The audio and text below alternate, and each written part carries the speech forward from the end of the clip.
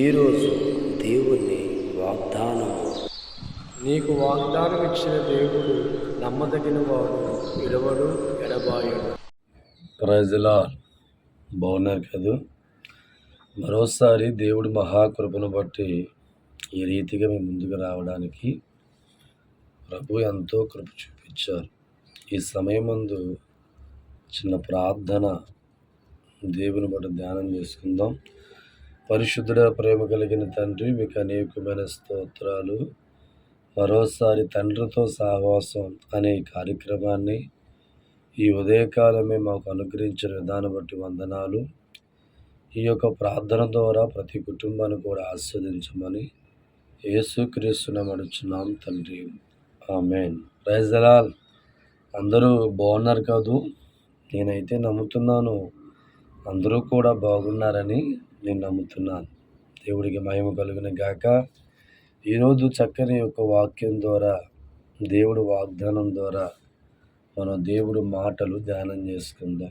చూడండి, ఇక్కడ కీర్తన గ్రంథం 5వ అధ్యాయము 11వ వచనాన్ని ధ్యానం చేసుకుంటే, నిన్ను ఆశ్రయించు వారందరూ సంతోషించుదురు, నీవే వారిని కాపాడుదువు గనుక వారు నిత్యము ఆనంద ధ్వని చేయుదురు. దేవుడు స్తోత్రం.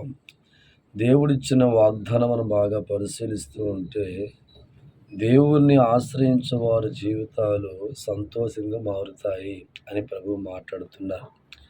లోకంలో ఎంతోమంది వారి జీవితాలు సంతోషంగా మార్చుకోవడం కోసం అనేకమైన మనుషులని ఆశ్రయించేవారు కనబడుతున్నారు, బంధువులని ఆశ్రయించేవారు కనబడతారు, రాజకీయ నాయకుల్ని ఆశ్రయించేవారు కనబడుతూ ఉంటారు. మనిషి కష్టాల వంటి పరిస్థితుల్లో ఉన్నప్పుడు, నేను పలానా మనిషిని ఆశ్రయిస్తే నా కష్టాలన్నీ కూడా తీరి నాకు సంతోషం వస్తుంది అని నమ్మి ఆశ్రయిస్తూ ఉంటారు. మరికొంతమంది వారి జీవితాలు కష్టాలు, బాధల వంటి పరిస్థితుల్లో ఉన్నప్పుడు, ఈ రాజకీయ నాయకుడిని ఆశ్రయిస్తే నా జీవితంలో ఉన్న కష్టాలు, బాధలు తొలగి నా కుటుంబానికి నాకు సంతోషం వస్తుంది అని ఆశ్రయిస్తూ ఉంటారు. కానీ బైబిల్ అంటుంది, లోకంలో ఎవరిని మనం ఆశ్రయించినా మన జీవితాలు సంతోషంగా మారవు. లోకములో దేనిని మనం ఆశ్రయించినా మన జీవితాలు సంతోషంగా మారవు. కానీ ఏ దేవుడైతే మన జీవితాలు మార్చి సంతోషంగా ఇవ్వగలడో, ఏ దేవుడైతే మన కుటుంబంలో ఉన్న బాధలు తొలగించి సంతోషంగా మార్చగలడో, ఆ ప్రభువైన యేసుని మనం ఆశ్రయించినప్పుడు దేవుడిస్తున్న వాగ్దానం, వారు సంతోషంగా మారుతారు. దేవుడి స్తోత్రం. ఈరోజు నీ జీవితంలో కూడా సంతోషం లేక శ్రమల వంటి కొలువులో ఉండి, నీ శ్రమలన్నీ కూడా పోగొట్టుకొని జీవితం సంతోషంగా మార్చుకోవడానికి లోకంలో ఉన్న అధికారులను ఆశ్రయించి అలసిపోయావా? లోకంలో రాజకీయ నాయకుల్ని ఆశ్రయించి అలసిపోయావా? లోకంలో చుట్టాలని, బంధువుల్ని ఆశ్రయించి అలసిపోయిన వ్యక్తిగా ఉన్నావా? నీకు శుభవార్త. ఇదిగో, దేవుణ్ణి ఆశ్రయించే వ్యక్తిగా నీ జీవితాన్ని మార్చుకో. దేవుణ్ణి ఆశ్రయించే కుటుంబంగా మీరు మారండి. దేవుణ్ణి ఆశ్రయించే వ్యక్తిగా మారితే, కష్టాల్లో ఉన్న వ్యక్తి దేవుణ్ణి ఆశ్రయిస్తే సుఖపడేవాడిగా మారుతారు. బాధల్లో ఉన్నవాడు దేవుణ్ణి ఆశ్రయించే వ్యక్తిగా ఉంటే సంతోషంగా దేవుడు మార్చుతాడు. కన్నీరు వంటి పరిస్థితుల్లో ఉన్న మనుషులు దేవుణ్ణి ఆశ్రయించే వ్యక్తిగా ఉంటే వారి కన్నీరు తొడవబడి వారు సంతోషంగా మార్చబడతారు. బైబిల్ గ్రంథంలో ఎంతోమంది వారు దేవుణ్ణి ఆశ్రయించిన తర్వాత కష్టాల్లో, బాధల్లో, కన్నీరులో ఉన్న వారి జీవితాలు సంతోషంగా మార్చబడిన వారు కోకొల్లలుగా బైబిల్లో ఉన్నారు. దైవజనమా, ఈరోజు గమనిస్తావా దేవుడు వాక్యాన్ని? నీ జీవితాన్ని కూడా సంతోషంగా మార్చాలి అనుకుంటున్నాడు దేవుడు. నీ కుటుంబాన్ని కూడా సంతోషంగా మార్చాలి అనుకుంటు దేవుడు. అయితే మనిషిగా నీ జీవితం సంతోషంగా మార్చబడాలంటే దేవుడి వద్దకు వచ్చి ఆయన ఆశ్రయిస్తే తప్ప మనిషి జీవితం మార్చబడదు. బైబిల్లో సుంకరి అని ఒక వ్యక్తి మనకు కనబడుతూ ఉన్నారు. అతని జీవితం ఎన్నో తిరుగుల వల్ల కష్టాలు, బాధలు, కన్నీళ్ళు, అవమానాలు సమస్తమైన పోగొట్టుకొని మరి దుఃఖకరమైన పరిస్థితుల్లో ఉన్నప్పుడు ఎందరోనో అతను ఆశ్రయించాడు. ఆ జీవితం మరలా మారి సంతోషం వస్తుంది. ఎక్కడికి వెళ్ళినా, ఏ స్థలములోకి వెళ్ళినా, ఎవరిని ఆశ్రయించినా సుంకర జీవితం మట్టిగా సంతోషంగా మార్చబడలేదు, ఆనందకరంగా మార్చబడక ఆ విచారంలోనే, ఆ దుఃఖంలోనే అతని జీవితం ఉంది. ఒకరోజు అనుకున్నాడు, నేను దేవుణ్ణి ఆశ్రయించాలి. హల్లెలూయా! నేను దేవుణ్ణి ఆశ్రయించాలి అనుకున్న ఆయన గాథతో, కన్నీళ్లతో, కష్టముతో దేవుడి మందిరం వద్దకు వచ్చి అక్కడ ఒక ప్రార్థన చేస్తాడు. ప్రభా, నా జీవితం అంతా నా చేతులారా పాడు చేసుకొని, నా జీవితం అంతా నేను అగాధంగా మార్చుకున్నాను. కష్టాలు, కన్నీళ్ళు, బాధలు వంటి పరిస్థితుల్లో నా దిగజారిపోయినప్పుడు మనుషులను ఆశ్రయించి ఈ కష్టాలు, బాధలు, కన్నీళ్ళు బయటపడి సంతోషాన్ని సంపాదించుకోవాలని పరిగెత్తని కానీ ఎక్కడికి వెళ్ళినా నాకు సంతోషం రాలేదయ్యా.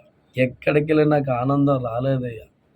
ప్రభా, నాలాంటి వాళ్ళ జీవితాన్ని కూడా నువ్వు మార్చగలిగిన దేవుడు నమ్మి నీ పాదాల వద్దకు వచ్చానయ్యా. నా జీవితాన్ని మార్చండి, నాకు సంతోషం దయచేయండి అని సుంకరి దేవుడి మందిరంలో ప్రార్థించుకుని వాడికి మారుతూ ఉంటే బైబిల్ అంటుంది, అతని మీదకి జీవ కిరీటం వచ్చింది. అతని జీవితం దేవుడు దయబట్టి సంతోషంగా మార్చబడింది. శ్రమలు కొట్టివేయబడ్డాయి, బాధలు కొట్టివేయబడ్డాయి, కన్నీరు కొట్టివేయబడింది, ఆటంకాలు కొట్టివేయబడ్డాయి. దేవుడి సన్నిధిలోకి వచ్చిన తర్వాత, దేవుడిని ఆశ్రయించిన తర్వాత అతని జీవితం సంతోషంగా మార్చబడిన దైవజనమా, గమనించావు ఈ వాక్యాన్ని? ఈరోజు నీ జీవితంలో కూడా కష్టాల్లోంచి బయటపడడానికి మనుషులను ఆశ్రయించి సంతోషాన్ని కోరుకుంటున్నావా? దేవుని తప్ప ఎవరిని ఆశ్రయించినా మన జీవితాలు సంతోషంగా మారవు అనేది నేను బలంగా నమ్ముతున్నాను. నా ప్రియమైన దైవజనమా, ఈ వాక్యం వింటున్న సహోదరా, సహోదరా, ఒక్కసారి దేవుడి వాక్యాన్ని హృదయపూర్తిగా అర్థం చేసుకో. ఈరోజు నీ జీవితం కష్టాల్లో ఉందా? నీ జీవితం బాధల్లో ఉందా? నీ జీవితం కన్నీరులో ఉందా? నీ జీవితం సమస్యల్లో ఉందా? నీ జీవిత ఇబ్బందుల్లో ఉందా? సంతోషం లేనివాడిగా ఎదురు చూస్తున్నావు? అయితే రా, ప్రభువుని ఆశ్రయించు. ప్రభువైన దేవుణ్ణి ఆశ్రయించు. ఆయనే నీ జీవితాన్ని మార్చగలిగిన దేవుడు. ఆయనే నీ బతుకును మార్చి సంతోషం దయచేసే దేవుడు. ఆయన నీ కుటుంబ అవసరాలు తీర్చి సంతోషం చేసే దేవుడు. సుంకర దేవుని ఆశ్రయించాక సంతోషంగా మారిపోయాడు. ఈరోజు నీ జీవితంలో కూడా నీ దుఃఖ దినములు సమాప్తం చేసి నీకు సంతోషం ఇచ్చే దేవుడు నీకు వాగ్దానం చేస్తుండగా ఇంకెందుకు ఆలస్యం? నాతో పాటు మోకరించి దేవుని ఆశ్రయించు. పరిశుద్ధుడా, ప్రేమ కలిగిన తండ్రి, మీకు అనేకమైన వందనాలు. తండ్రితో సహవాసం అనే కార్యక్రమంలో పాల్గొంటున్న ప్రతి కుటుంబాన్ని కూడా జ్ఞాపకం చేసుకోండి. సంతోషమైన జీవితాన్ని ప్రతి మనిషి కోరుకుంటాడయ్యా. ఈరోజు నేను ఆశ్రయిస్తున్న ప్రతి కుటుంబాన్ని మీరు జ్ఞాపకం చేసుకోండి. ప్రభా, వారికున్న కష్టాలు తొలగించండి, బాధలు తొలగించండి, కన్నీరు తొలగించండి, ఇబ్బందులు తొలగించండి తండ్రి. సంతానం లేక అనేక సమస్యలు బాధపడుతున్న వారికి సంతానం దయచేయండి బాబు. వివాహం కాక బాధపడే బిడ్డలకి వివాహం దయచేయండి తండ్రి. అప్పుల్లో ఉన్న వారి బిడ్డలకు విడుదల దయచేయండి తండ్రి. ఇళ్లలో సమాధానం లేక దుఃఖపడే వారికి సమాధానం దయచేయండి. శ్రమల్లో, కష్టాల్లో, బాధల్లో ఉన్న వారికి విడుదల దయచేయండి. వ్యవసాయం, పాడి, పంట, మోటార్ ఫీల్డ్లో పనిచేసేవారు వృత్తులు ఆస్వాదించండి తండ్రి. అనేకులు ఆసుపత్రి రోగులుగా ఉన్నారు ప్రభా, అటువంటి వారందరినీ స్వస్థపరచండి తండ్రి. చదువుకున్న ఉద్యోగం లేక బాధపడే విద్యార్థులు ఉన్నారు, చక్కని ఉద్యోగాలు దయచేయండి తండ్రి. దేశాల్లో మరి చక్కని పరిపాలన అందించండి తండ్రి. దేశ సరిహద్దుల్లో పనిచేసే జవానులని రక్షించని కాపాడండి తండ్రి. ఈ రీతిగా ప్రభా, ఈ తండ్రితో సావాస అనే కార్యక్రమం ఉదయమే మీరు అందిస్తున్నారు తండ్రి. ఈ వాక్యం విన్నవారు, ఏకీభవించేవారు ప్రతి ఒక్క నిండుగా ఆస్వాదించమని యేసయ్య వడుచున్నాము తండ్రి. Praise the Lord. మిమ్మల్ని మీ కుటుంబాలను దేవుడు ఆశీర్వదించును గాక.